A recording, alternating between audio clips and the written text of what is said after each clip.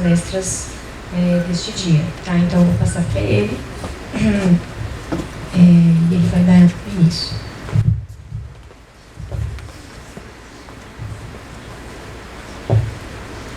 Sejam bem-vindos, então, a este novo dia de evento. Hoje teremos várias palestras. A primeira tratará dos conceitos da indústria 4.0 na construção. Os conceitos de indústria 4.0 estão se disseminando por todas as engenharias. O título da palestra será Construção 4.0 na construção civil. Ok? Trouxemos um importante convidado, o professor doutor Fabiano Rogério Correia. O professor Fabiano possui grande facilidade em associar a engenharia civil, a engenharia mecânica e também a automação. Aqui vou falar um breve currículo do professor Fabiano. Na realidade, o professor doutor Fabiano Rogério Correia. Ele é docente do Departamento de Construção Civil da Universidade Politécnica de São Paulo, na capital. Fez graduação em engenharia mecânica com ênfase em automação e sistemas, também pela mesma universidade. Fez mestrado em engenharia mecânica na opção mecatrônica, também pela USP de São Paulo, e doutorado em engenharia mecânica na área de controle e automação. Foi professor Fabiano foi ser professor visitante na Universidade de Alberta, Canadá, tendo realizado pesquisas junto com o grupo de construção modular. O professor Fabiano conduz pesquisas em automação e robótica na construção civil, impacto da construção 4.0 na construção e modelagem da informação na construção. O BIM trabalha também com fabricação digital e manufatura aditiva aplicada à arquitetura e construção. Eu peço então um aplauso para o professor Dr. Fabiano Correia. Neste momento, então, eu passo a palavra para o professor Fabiano para ele iniciar a sua apresentação. Obrigado, professor. Após a apresentação do professor Fabiano, que aproximadamente será de 1 hora, teremos aí alguns minutos, em torno de 10 minutos, para a pergunta da plateia. Bom dia, então, a todos, novamente. É um prazer estar aqui com vocês, nessa data importante, onde a Escola de Engenharia Civil está comemorando 50 anos. Então, agradeço ao professor Josivaldo pelo convite, né? Deixa eu ver se eu consigo compartilhar a tela. Então, o tema da minha palestra é Construção 4.0. Então, é um tema que eu venho pesquisando há bastante tempo, né? E ele surgiu realmente dessa particularidade, né, da minha formação como aluno de graduação, como pesquisador de pós-graduação em engenharia mecatrônica, e depois a minha vinda para a engenharia civil, então, para tentar casar essa minha formação com a minha profissão atual, né? Então, hoje, nessa cerca de 1 hora aí, eu gostaria de apresentar para vocês, fazer uma introdução a esse tema, a gente retomar e compreender da onde é que vem esse 4.0, né, que a gente está colocando ao lado da construção. A gente vai fazer um pequeno panorama do setor da construção, né, a gente vai voltar um pouquinho no tempo, e olhar o mundo lá fora, o que a gente tem de tecnologia computacional, de automação e robótica aplicada à construção. Então, aqui no Brasil, muitos de nós não temos plena consciência, né, do estágio que o nosso setor tem absorvido essas tecnologias. E aí a gente vai fazer uma apresentação, né, uma visão assim até particular do que vem a ser a construção 4.0. e o quão relevante ou são essas tecnologias no cenário brasileiro. Então, o cenário brasileiro, pelas particularidades do nosso país, um país em desenvolvimento, algumas tecnologias são mais importantes ou deveríamos pesquisar mais certas tecnologias do que outras, né? E aí a gente vai falar um pouquinho dos gêmeos digitais. E aí a gente encerra com alguns comentários e observações. Então, de onde é que vem esse rótulo 4.0? Então, a gente ouve falar bastante de indústria 4.0, mas na televisão, na mídia impressa, a gente observa a medicina 4.0, saúde 4.0. Então, isso realmente saiu aí do escopo único e exclusivo da manufatura.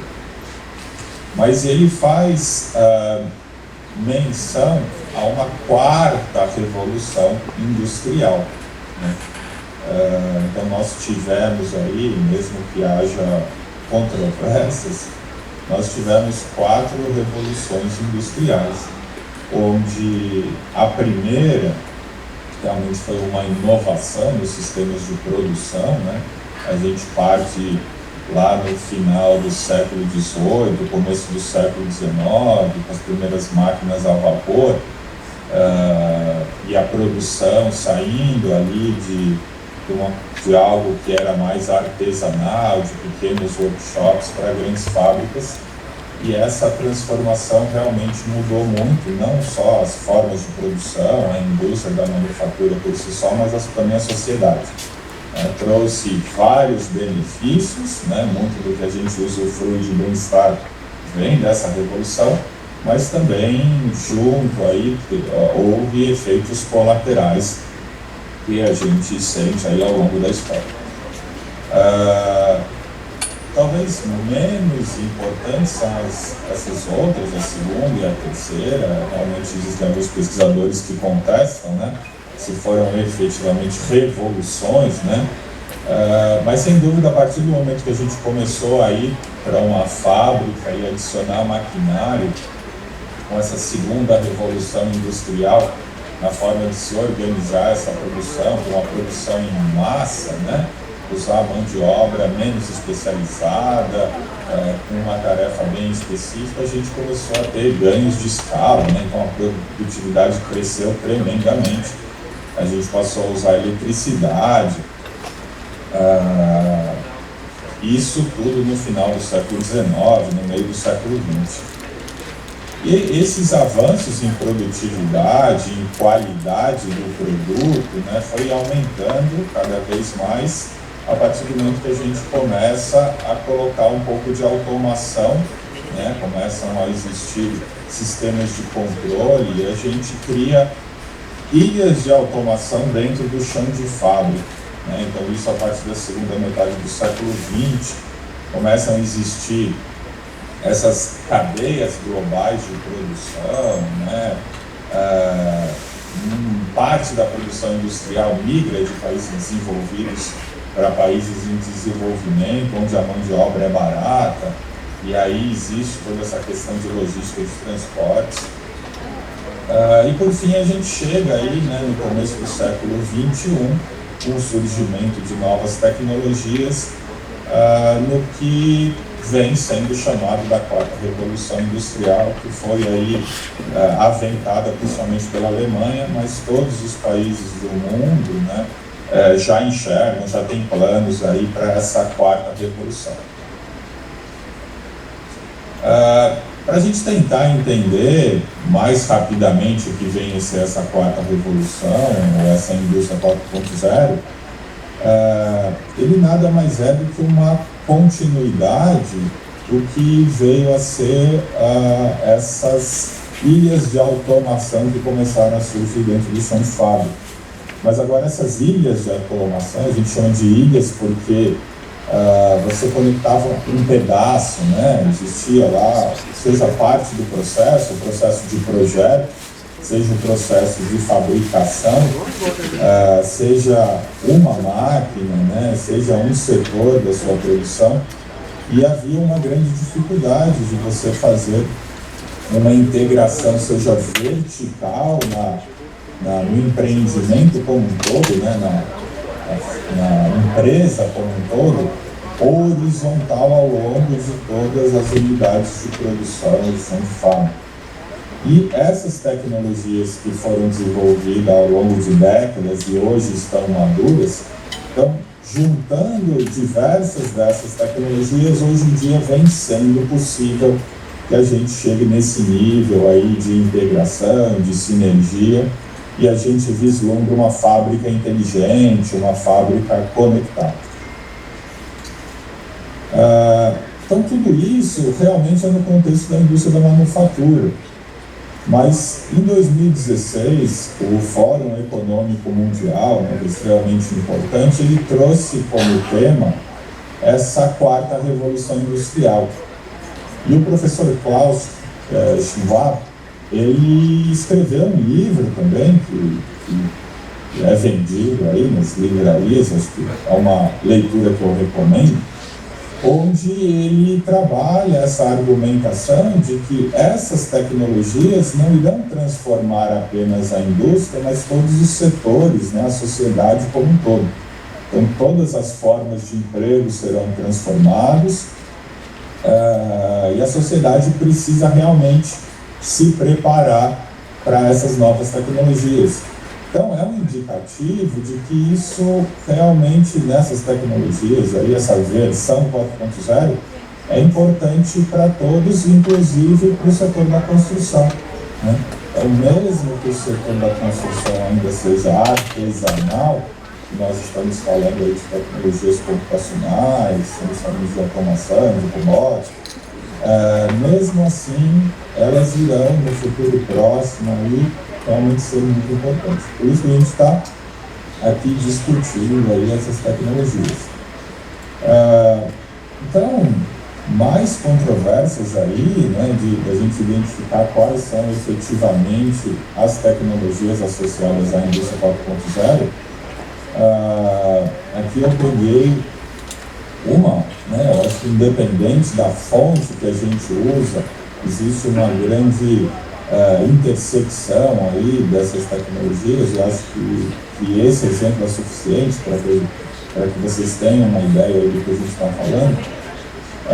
Então aqui a gente tem 9 tecnologias que a gente pode começar aí falando de manufatura aditiva ou impressão 3D.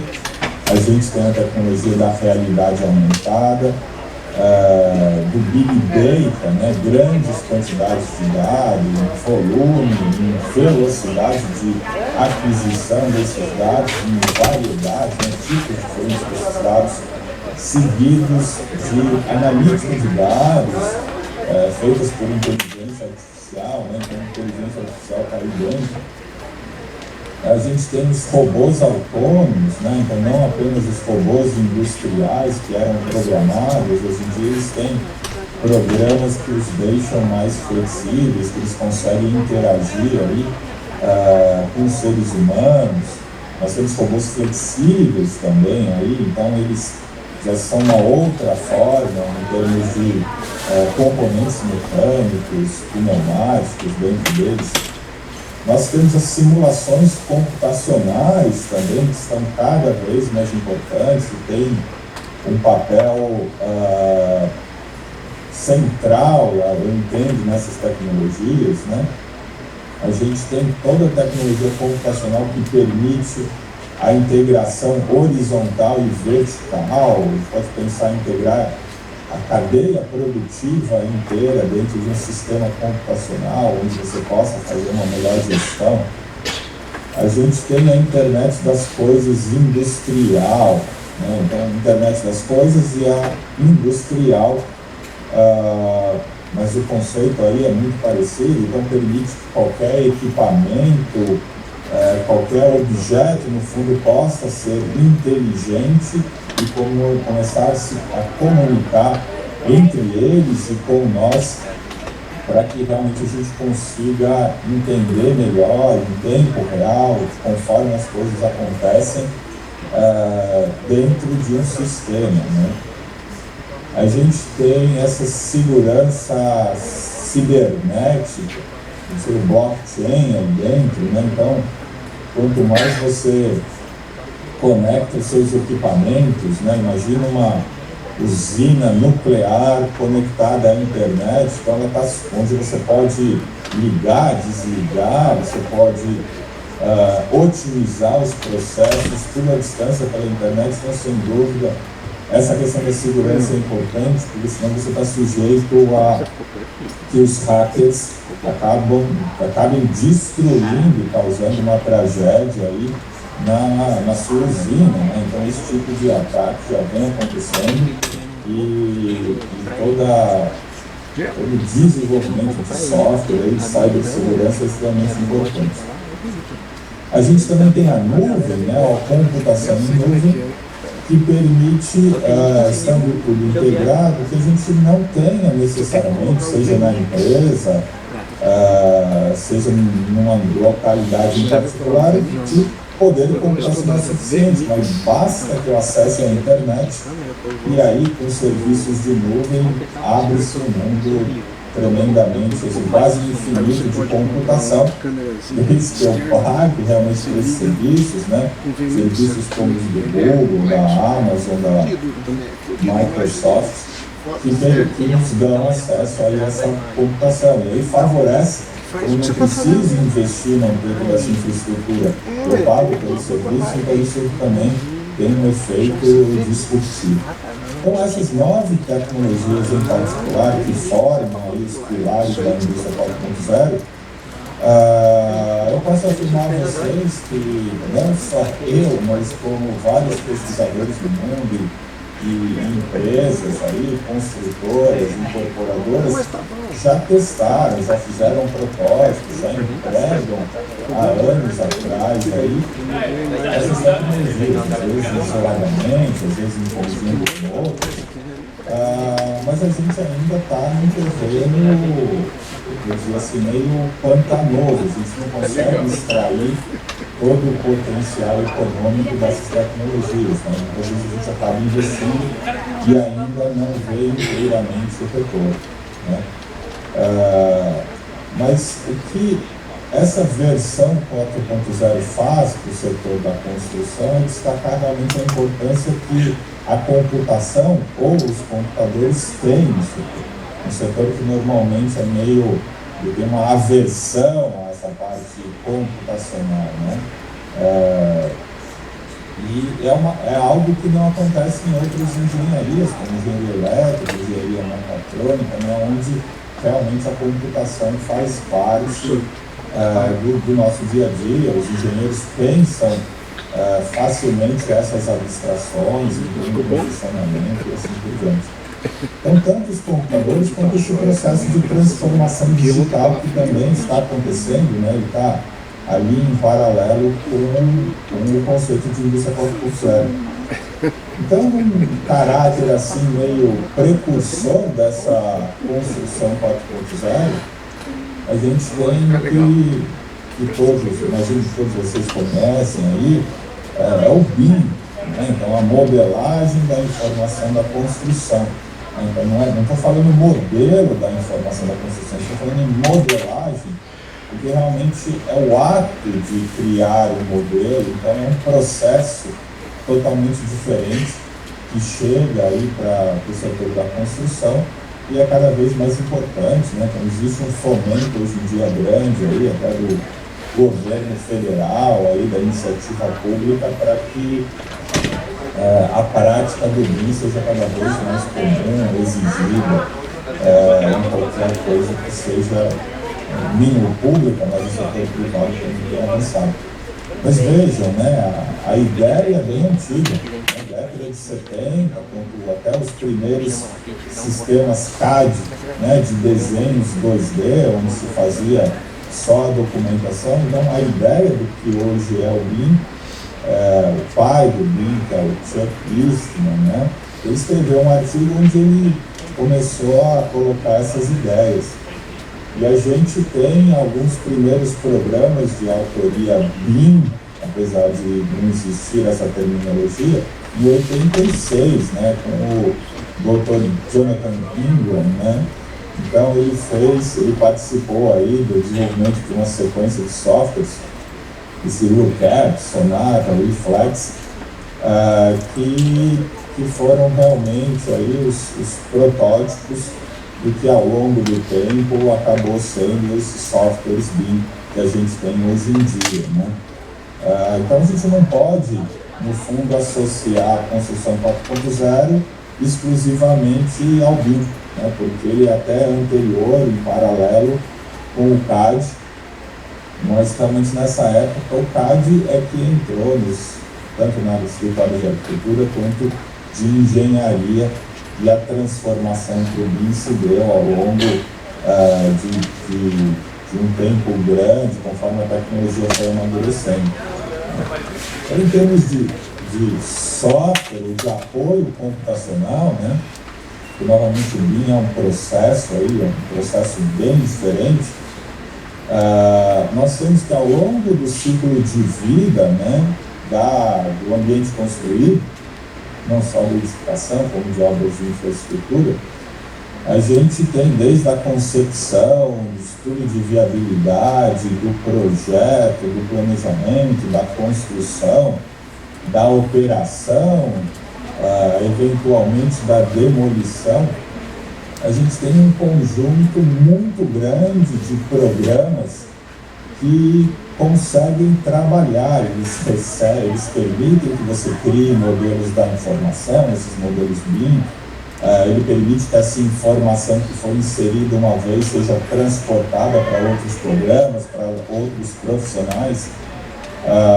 Existe todo um conjunto aí seja de normas, seja de cadernos de modelagem, os BIM mandates, que criam toda uma organização dessa informação para além dessa parte computacional.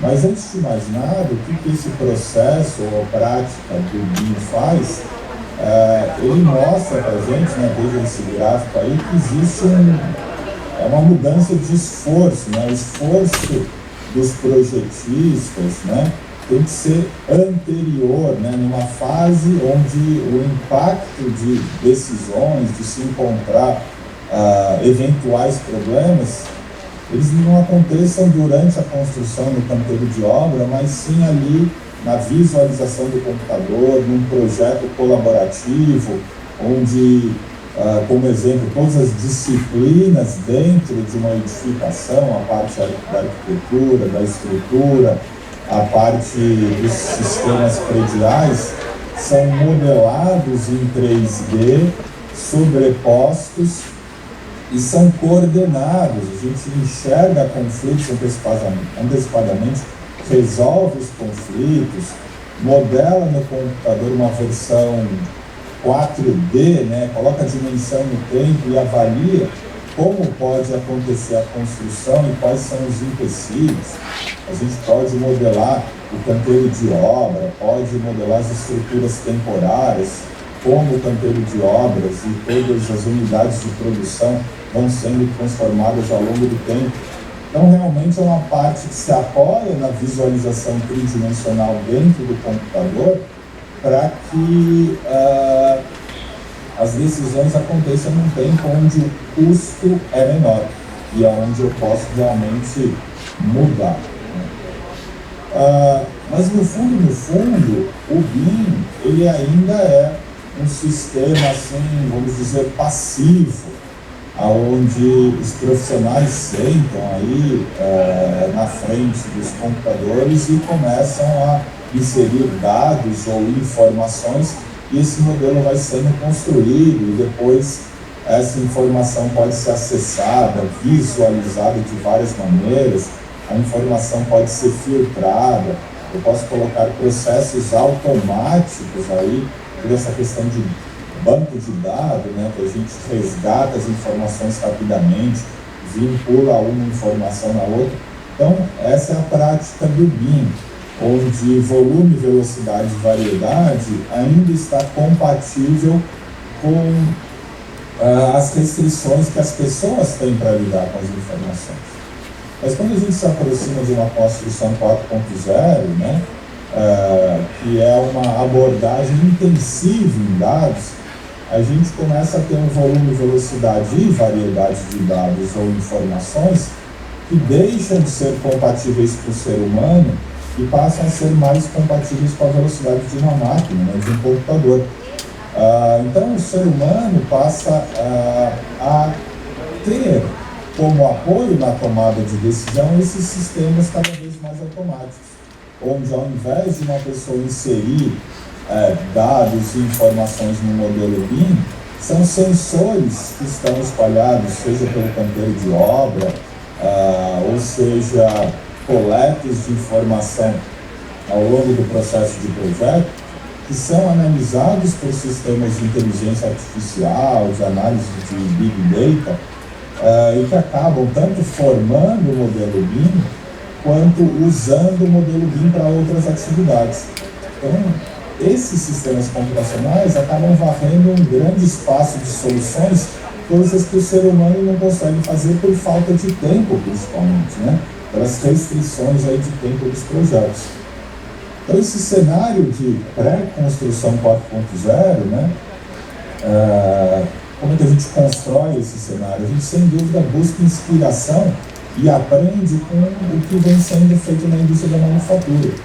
A gente está querendo promover o que a gente chama de inovação tecnológica dentro do nosso setor, não só pela absorção dessas novas tecnologias associadas à indústria 4.0, mas também há uma transformação do que vem a ser o nosso produto, a edificação, a infraestrutura, a nossa organização e os nossos processos de produção, e realmente a introdução, aí, seja de mais automação, robótica ou outras tecnologias. Mas a gente não muda, não faz essa inovação porque a gente quer, a gente faz isso porque existem impulsionadores, né?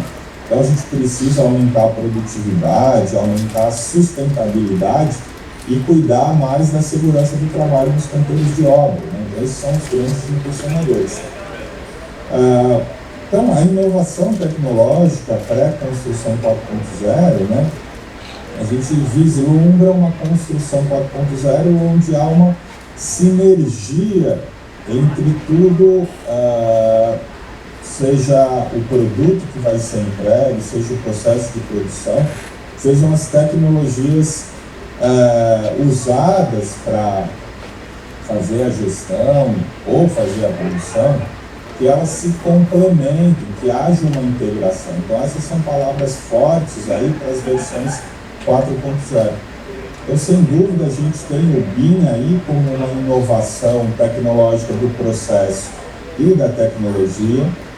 A gente tem a industrialização na construção, né? Que transforma o produto, né, em sistemas construtivos pré-fabricados, que transforma a organização da produção, o processo de produção, que pode acontecer numa fábrica, mas também pode acontecer no canteiro de obra, né? E a gente também é uma inovação nas tecnologias empregadas. A gente tem a construção enxuta, né? Ou Lean Construction, aí, que é um sistema de gestão e controle da produção, uma inovação no processo, que apesar de já ser antigo, ele no Brasil demora muito, né? Tem países, aí, os países nórdicos, você vê isso muito mais implementado. Na indústria automobilística, né, a produção enxuta da onde veio, né, a nossa inspiração, a gente já vê isso espalhado em vários países, mas na construção ainda não chegou. Mas faz parte, né, desse ecossistema como um todo. É uma forma tanto do BIM funcionar melhor, como da industrialização funcionar melhor também. E por fim, a gente tem essas tecnologias aí associadas à indústria 4.0. A gente tem aí os drivers de produtividade, então esse gráfico aí dá para ver que a produtividade na construção civil, ela está mais ou menos estagnada, ela cresce muito pouco, enquanto nos outros setores você sempre tem um incremento anual de 2%, 3%, 4%, né? Então esse gap, né, esse falho que existe entre os setores mostra que realmente a gente precisa começar a olhar mais atento do que acontece no setor da indústria, né? A gente tem uma grande quantidade de acidentes, né, dentro do canteiro de obra, então a gente tem que procurar tecnologias que transformem o trabalho de forma mais segura, né, mais efetiva para os trabalhadores. E a gente tem, tanto com essa ideia de economia circular que está surgindo aí hoje em dia, mas a gente tem realmente um impacto que o nosso setor tem no consumo, né, no meio ambiente, no consumo de matéria-prima. Eu tenho um gráfico aí, que está um pouquinho pequeno, mas que enquanto as outras indústrias mais ou menos vão aumentando a produtividade, mas mantém o consumo de materiais sem subir demais, você vê que realmente depois das guerras aí, o consumo de materiais de construção, incluindo aí perdas, né, durante a produção, é realmente grande. Isso tem um impacto ambiental. Então, essa construção 4.0, ela tem que usar esses impulsionadores, e para cada país do mundo, um deles é que vai ser o grande agente impulsionador para essa transformação toda, né? Então, a construção 4.0, como enxergo, ela é a adoção por parte do setor da construção dessas tecnologias associadas à indústria 4.0. Mas ela não é simplesmente a aquisição, olha, vou comprar uma impressora 3D que imprime com uma pasta cimentícia e vou começar a usar para produzir tijolo. Né? Existe um contexto e um ecossistema onde a gente enxerga realmente o produto, a organização, o processo de produção, onde há uma sinergia entre tudo isso, senão você só está aumentando o custo, né, da sua produção. E sem sombra de dúvidas, né, o BIM é um grande impulsionador dessa transformação digital. Então, o fato do BIM estar lá dentro, sendo cada vez mais usado, né, hoje em dia muito no processo de projeto, mas ele já vem chegando no canteiro de obra. Então, como parte dessa digitalização, é muito mais fácil que a gente faça a introdução de outras tecnologias.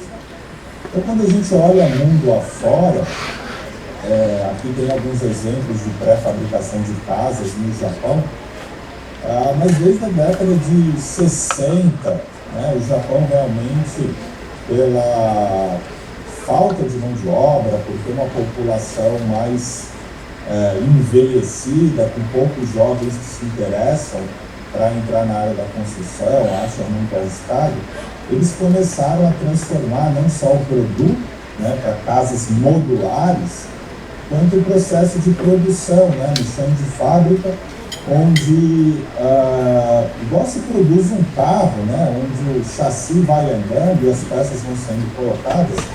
Então, hoje em dia, no Japão, você consegue tanto customizar uma casa. Então, o projeto é feito, pensem no Lego aí, mais ou menos. Então, você consegue peças pré-fabricadas que vão sendo juntadas e você vai criando os seus espaços, os acabamentos e as tecnologias que você insere. Então, é realmente um produto altamente tecnológico, um processo altamente eficiente e que, para algumas empresas do Japão, até o processo de demolição e reciclagem atinge até 99% do material usado. Então, isso existe há muito tempo, antes dessas tecnologias da indústria 4.0, mas, sem dúvida, esse é um ambiente, um contexto muito favorável, né, para a implantação dessas tecnologias. E aqui tem um videozinho, né, que mostra uma construtora na China, em que ela consegue erguer esse edifício, né, em 28 horas, 10 pavimentos. Né? Eu não sei se vocês conseguem ouvir o som, mas tem só uma musiquinha do vídeo, né? Mas queria que vocês observassem, né? Então, existem robôs industriais produzindo esses módulos tridimensionais. Então, na fábrica, né, você consegue produzir em paralelo vários desses módulos, né? Tanto robôs quanto seres humanos, né, participam desse processo. E você transporta, né, como cada um desses módulos tem o tamanho de containers, eles são facilmente transportados, seja pela malha rodoviária ou ferroviária, né? E a parte de instalação é extremamente rápida, né? Então vejam como é que está atualmente a construção em outros países, né?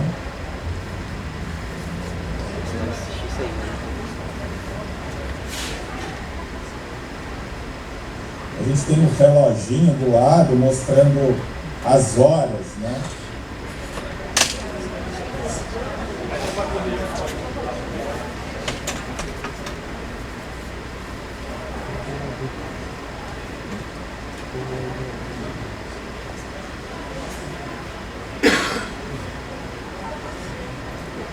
Vou avançar o vídeo aqui, né? A gente se mantém aí dentro do nosso tempo, né? Eu vou avançar o vídeo um pouquinho. A gente tem aqui alguns exemplos também no Japão, onde esse tipo de tecnologia começou na década de 90, né? Ainda é utilizado em caráter de protótipo, onde é como se tivesse uma fábrica sendo construída no canteiro de obra, e essa fábrica vai subindo conforme o edifício é construído, né? Essa aqui é uma empresa canadense que, apesar de não usar muita robótica, né, dentro dessa fábrica, ela mostra para vocês mais ou menos esse conceito, né? Então, dentro dessa estrutura, você cria um ambiente quase fabril para fazer a produção, né? Então, esse vídeo é bem recente, aí, 2017, 2018.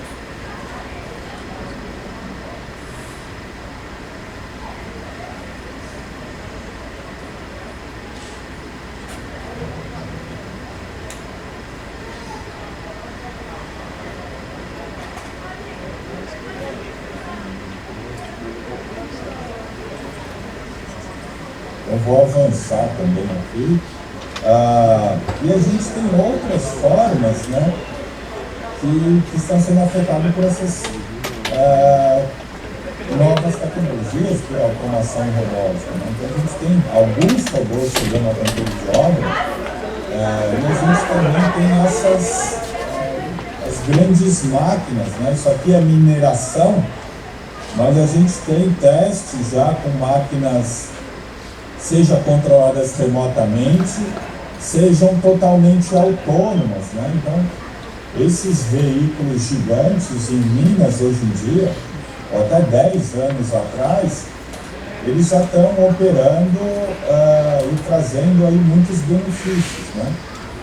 Reduzindo acidentes em Minas, aumentando a produção, né? A gente tem bastante coisa. Sinto não mostrar o vídeo até o fim, mas depois eu consigo deixar para vocês os links, né? Então, na verdade, quando a gente começou falando de indústria 4.0 e falou da fábrica conectada, a gente tem que enxergar o canteiro de obras, né, que mundo afora ainda é o nosso centro de produção, como canteiro de obras conectado. É uma grande quantidade de tecnologias que são colocadas e espalhadas no maquinário, no canteiro de obras, nos equipamentos, na matéria-prima, e algumas vezes nas equipes de produção, para que a gente comece a enxergar remotamente, entender, analisar rapidamente o que está acontecendo, para tomar medidas numa velocidade diferente. A gente vem fazendo um trabalho aqui na universidade de entender o quanto as empresas da construção no Brasil estão preparadas, né, já estão observando essas tecnologias. Então a gente tem um caso aí, que acho que vocês já viram na mídia, a gente acabou conversando com o pessoal da Gerdau, que é esse uso aí de blockchain, né, que é uma tecnologia realmente nova aí, e eles usam para essa medição de contrato de performance com a RHI magnesita, né? Então essa venda de porcelana com uma certa duração e o monitoramento do uso pela Gerdau desse material para saber se eles usaram dentro da especificação. Então, com o blockchain, eles conseguem fazer essa medição de performance e o pagamento através de um consenso que é computacional. Então, é algo que se resolve em um dia e não uma semana, né? Então, isso realmente traz aí muitos benefícios para o setor. Então, no cenário brasileiro, né, nosso país aí, ainda em desenvolvimento, existe uma contraposição, né, a um cenário mais industrial e automático, né, por um cenário onde talvez a gente vai manter ainda muito trabalho no canteiro de obra, mas que a gente pode começar a instrumentar, colocar sensores, né, e ter toda essa parte computacional como uma assistência, um auxílio computacional. Eu enxergo isso muito forte, né? Então é tanto mais barato quanto mais fácil de implantar e trazer avanço. Então a gente ainda usa muito a mão de obra, o setor é um setor que, assim como era a agricultura anos atrás, emprega bastante gente, não quer de uma hora para outra, sem capacitar e permitir que essas pessoas assumam outros postos de trabalho. Então a gente tem que transformar o trabalho deles num trabalho mais seguro e produtivo com essas tecnologias. E o setor, né, essa parte toda de industrialização, a gente tem um monte de dificuldade, né, com o financiamento, com a tributação, com a licitação, que são fatores que às vezes impedem esse gasto com tecnologia. Então, a gente ainda precisa encontrar uma maneira de fazer isso vingar no Brasil.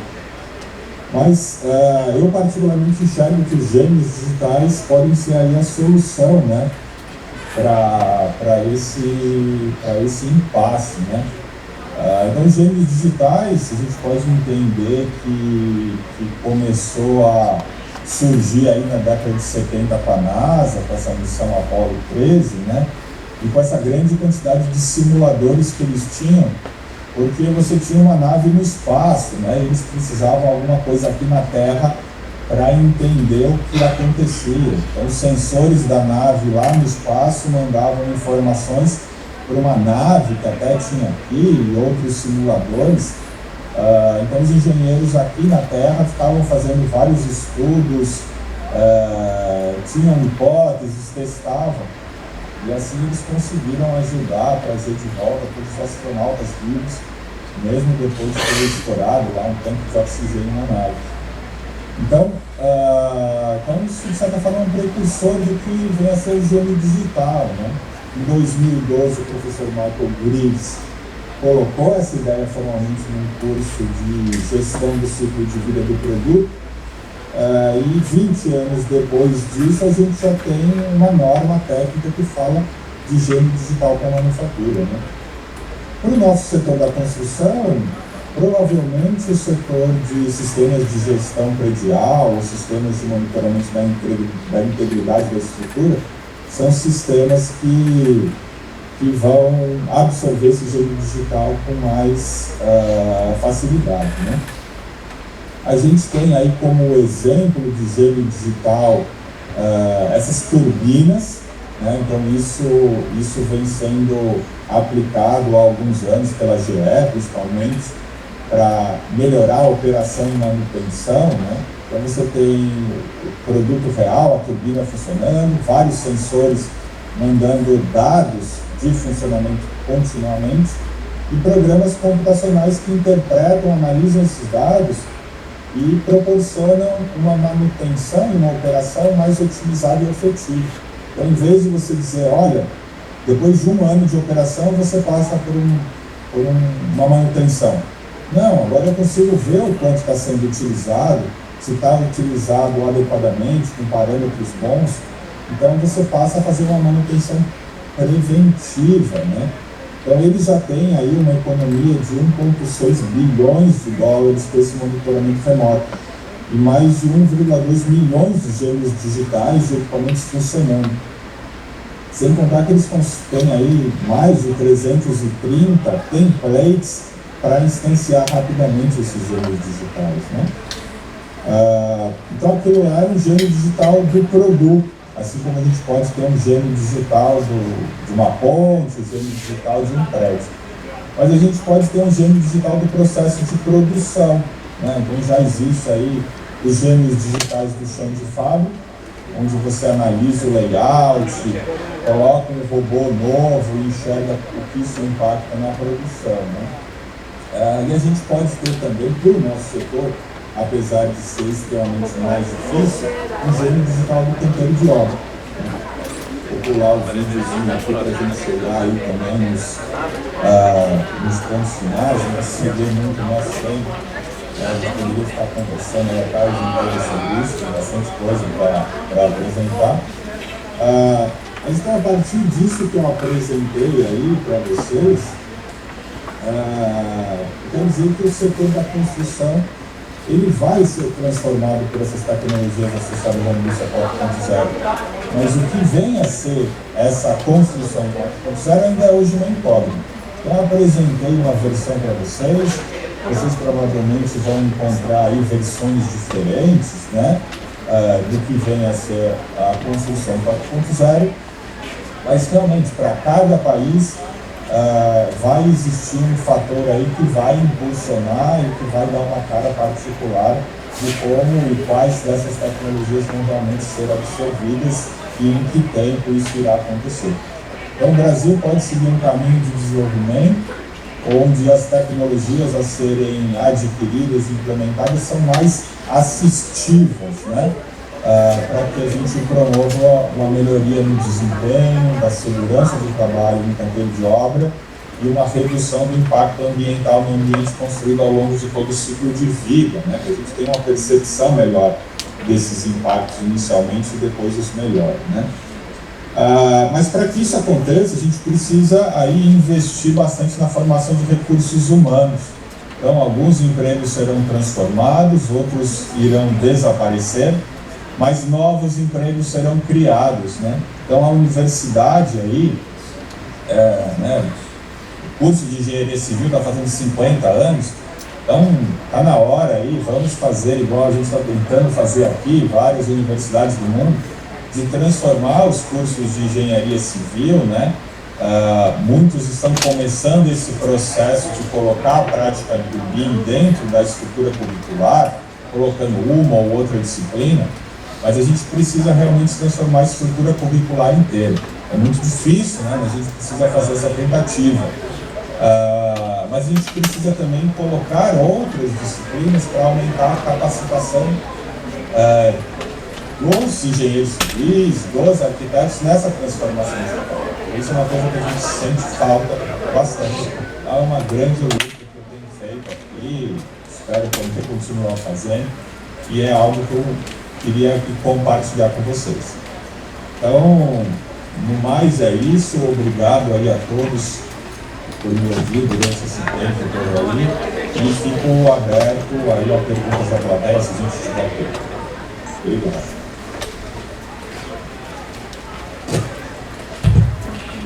Nós agradecemos a sua palestra, então eu vou abrir então para perguntas do público. Eu vou começar com uma minha. Qual a participação de drones dentro da construção 4.0? Então, o drone é uma coisa que a gente tem visto bastante, né? É algo que é bem barato, né? E, então a gente tem visto muito, mas, né, ainda o uso por enquanto tem sido muito mais de marketing, né, do que efetivamente transformar o próprio processo de construção. Mas os drones nada mais são do que plataformas móveis, né? Então você coloca aí sensores diferentes neles, no geral eles vêm com câmeras, mas a gente já tem trabalhado aí com câmeras térmicas, com sensores de escaneamento a laser.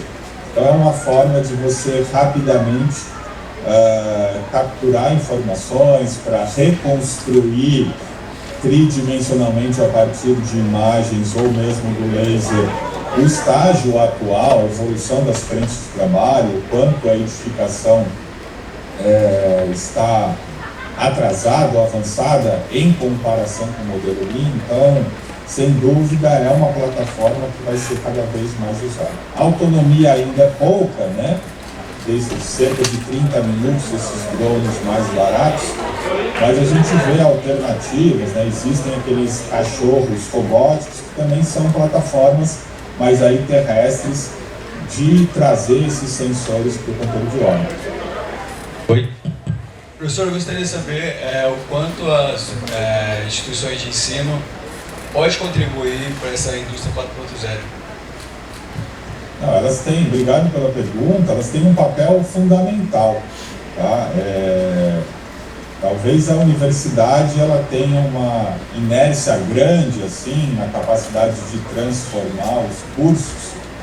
Muitas vezes a gente tem dentro dessas instituições um ou outro docente que está enxergando mais à frente, mas ele tem essa dificuldade de, assim como é difícil colocar a tecnologia numa construtora por causa da cultura, da mentalidade, também o é dentro da universidade, né? Mas o papel é fundamental, é total. Sem a universidade falar sobre isso, treinar, né, e trabalhar bem os conceitos para que vocês saiam com uma formação sólida, essa transformação não vai acontecer. Não vai acontecer no país, não vai acontecer nas construtoras, escritórios de engenharia. Então ela é fundamental. Outras perguntas? Interessados, curiosidades? Vale um ponto em instalações elétricas ou eletricidade para o ano que vem, quem ficar. Professor, eu trabalho num órgão federal. Nós projetamos, orçamos e fiscalizamos a execução de escolas e obras públicas, né? E desde antes da pandemia, nós estamos tentando entender o BIM para poder colocar em prática, porque o órgão público já é obrigado a implantar o sistema BIM. E aí tivemos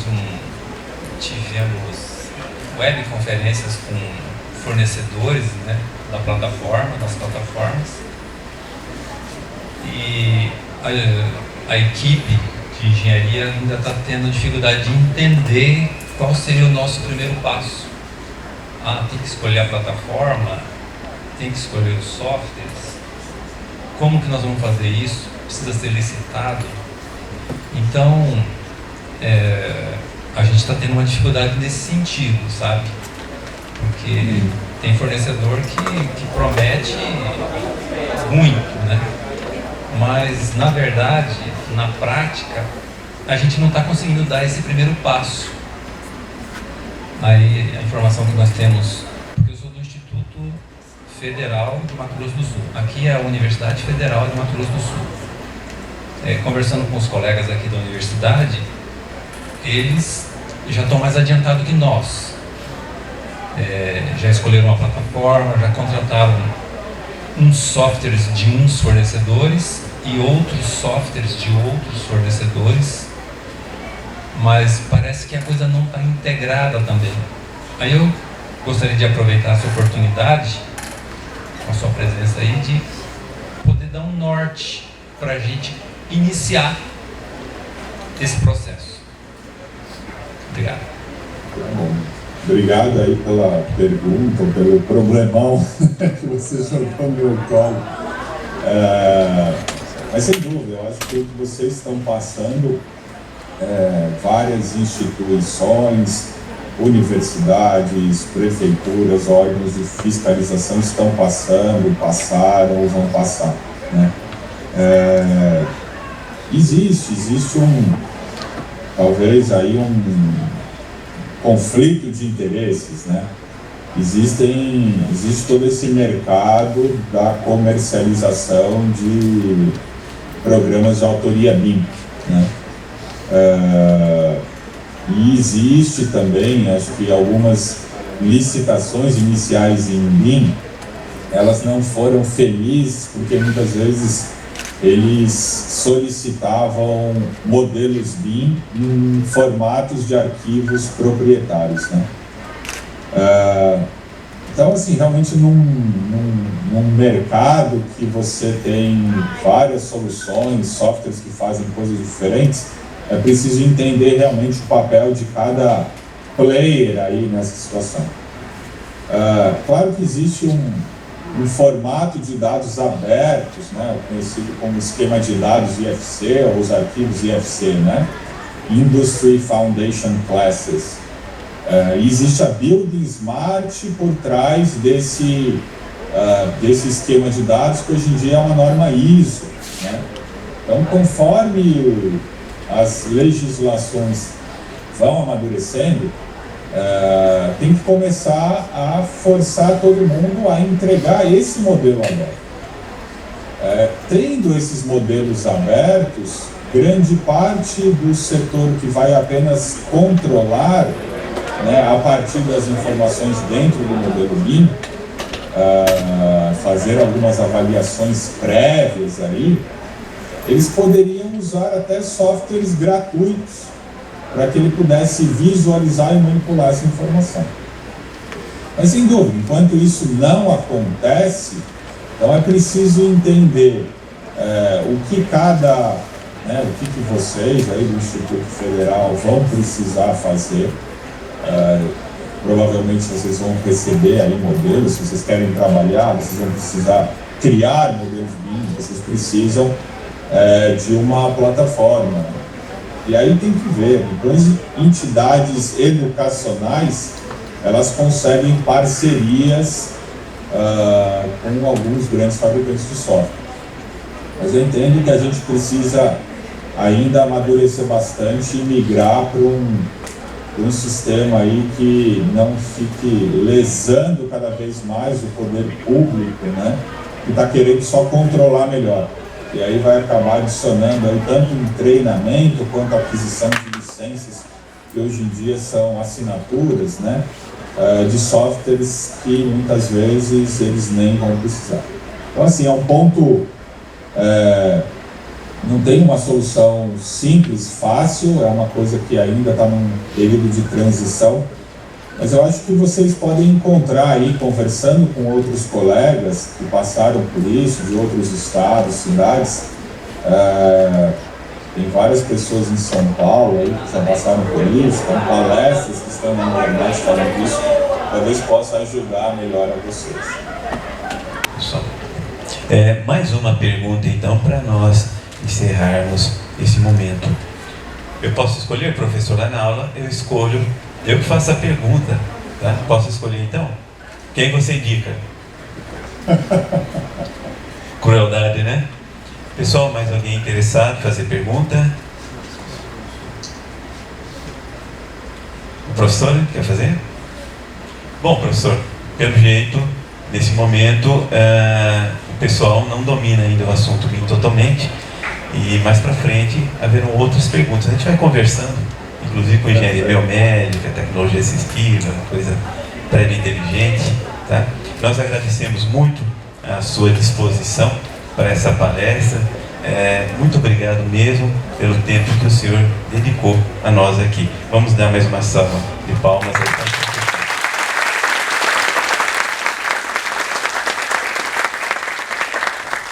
Obrigado a todos aí, obrigado novamente, professor Josivaldo, pelo convite. Desejo um ótimo evento aí, continuação de evento para vocês e parabéns pelos 50 anos da Escola de Engenharia.